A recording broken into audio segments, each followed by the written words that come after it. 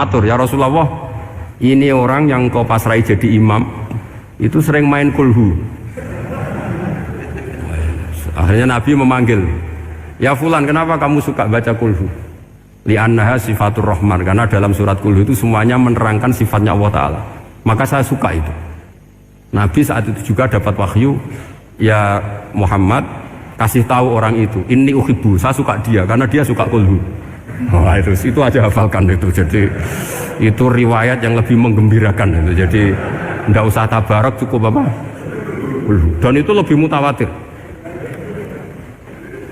Makanya kalau legenda dunia kiai itu kan ini ada cucunya Sayyidina Ali.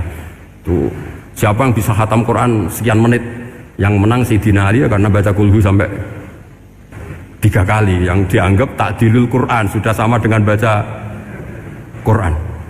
Jadi ini ijazah terakhir, ini jadi porsinya tambah turun. Saya itu suka, saya itu punya banyak penggemar lah di Jogja, di Jakarta. Memang agama ini harus mudah. Saya itu kalau baca kulhu itu sampai nangis. Nangis saya bukan karena faham atau haru, itu enggak. Sebaik itu Allah, masa gara-gara hafal kulhu, main kulhu dicintainya? Ya karena memang Allah itu benar-benar zat yang baik. Makanya saya punya teman itu kurang ajarnya Masya Allah. Kalau tes ditanya rukun Islam berapa, nawakidul wudhu berapa, muftitatus sholat berapa, semuanya dijawab la ilaha illallah. Terakhir ditulis kafir Pak, sama anak nyalahno iki. Nyalahno la ilaha illallah kafir apa enggak? Gurunya bingung kan akhir. Di ek iku la ilaha illallah kok di ek. Akhirnya bocah diceluk, "Cung maksud piye? Mana sampean wani nge-ek Pak, kafir Pak." Akhirnya sugahno ribet-ribet. Pertanyaan apa tuh? Ma mubtilatus sholat la ilaha illallah. Nah gitu wudu ya. Tapi jangan tiru loh. Lah gurune apa nge-ek kawani kafir. Siapa yang berani nge-ek la ilaha illallah? Yo namanya sing buweli. Angin belinge disurati wong tuane. Kalau nu mondok sarang era kuno, jadi ijek lugu wong. Surati wong tuane, kowe gak susah, wong tuamu disurati. Tenang ya Gus, bapakku buta huruf. Jadi Gus disurati, gak ngefek wong bapaknya buta huruf. Nah, di Islam, saya ulang lagi di Islam. Dengan tanda kutip kesalahan-kesalahan kecil gini, ku zaman Nabi, sahabatnya Nabi, iku kabeh iku dadi berkah. Makanya nggak ada ilmu sebarokah kayak zaman Nabi. Wong goblok wae jadi berkah. Sampai Nabi ngendikan aksaru ahlil jannah al-bulu, akeh-akeh penduduk swarga iku wong goblok. Mergo wong goblok iku piye? Apa dimangkeli iku ya gaweane pangeran. Nabi itu pernah disomasi wong goblok. Itu ya piye? Nabi kan cerita kiamat tuh gini. Yang kemarin nggak jadi itu. Kiamat di Indonesia kan berapa kali ya? 999 terus 2000 berapa? 12 terus Jumat apa kan sering mau ada kiamat. Saya sering ditanya tamu, Gus, ngenteni kiamat teng putih. Entah ini ngene barang aku aneh-aneh.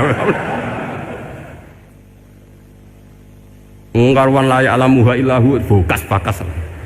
Nak misalnya tenan piye Gus? Ya tenan sing entek Gus, anak aku gak. Wae sesuk tajak ngenteni kiamat ora sida kiamat. Aneh-aneh. Saya ulang lagi. Ketika Nabi cerita dasarnya kiamat itu sahabat itu nggak mikir, padahal mereka orang-orang pinter. Si mikir wong desa, Mas. Ya Rasulullah mata sa'ah, engkau itu cerita kiamat terus tapi nggak jelas tanggalnya. Lalu itu kapan? Wah, paket sahabat, oh, pinter juga. Kalau cerita itu ada tanggalnya dong. Ini kan cerita terus tapi nggak jelas tanggalnya. Apa diamuk wong desa? Ora diamuk mangkelno. Nabi meneruskan tentang ahwalil kiamah, masih nerangkan ahwalil kiamah. Dibaleni lagi, ya Rasulullah mata sa'ah, lalu kiamat itu kapan? Ini kalau ijazai, jadi bodoh tapi untuk ridhanya Allah Ta'ala pun. Kalau lah kadang dari pinter gue nyesal, ribet. Dikongkon Pak Najib barang ini akhirnya, gara-gara pinter. Padahal kok ya wong bodoh lah mlebu swarga, ribet kan? Direwangi dadi wong alim, sebelum kok wong bodohne ya melok mlebu swarga. Wong gelombang kedua itu pengumumannya siapa pencinta Nabi, pencinta wong alim masuk swarga. Yang pertama seleksinya agak ketat, yang kedua itu ya Muhibbin mun cukup mun. Jadi sebenarnya swarga ya ketemu wong ra jelas-jelas nih. Wah repot ya. Akhirnya ketika Nabi gak jawab, sahabat itu banyak yang analisis kariha maqala, lam yasma, ada yang bilang lam yasma, memang Nabi tidak dengar. Ada yang analisis sami'a wa kariha maqala, sebenarnya Nabi itu dengar tapi gak suka karena pas khutbah diket, masih diinterupsi.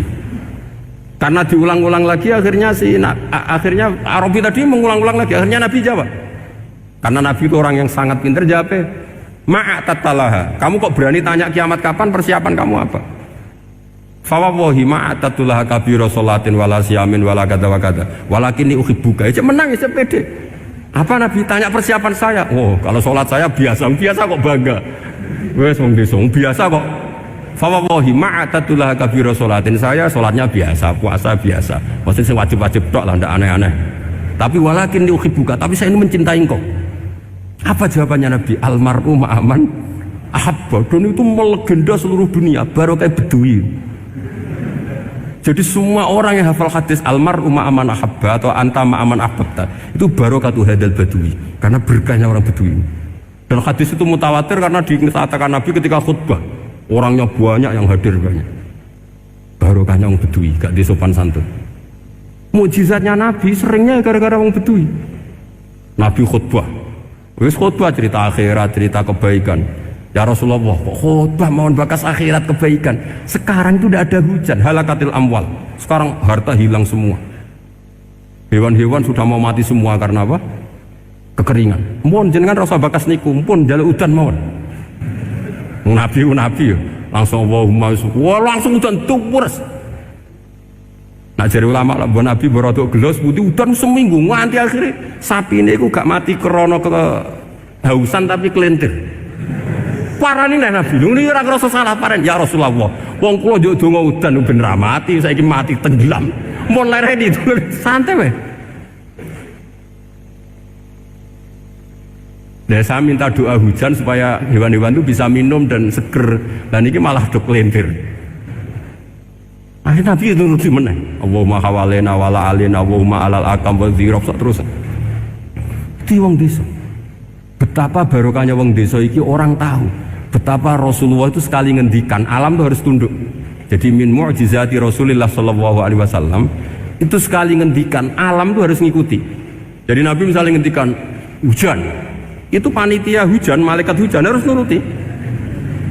Nabi ngendikan berhenti juga harus berhenti.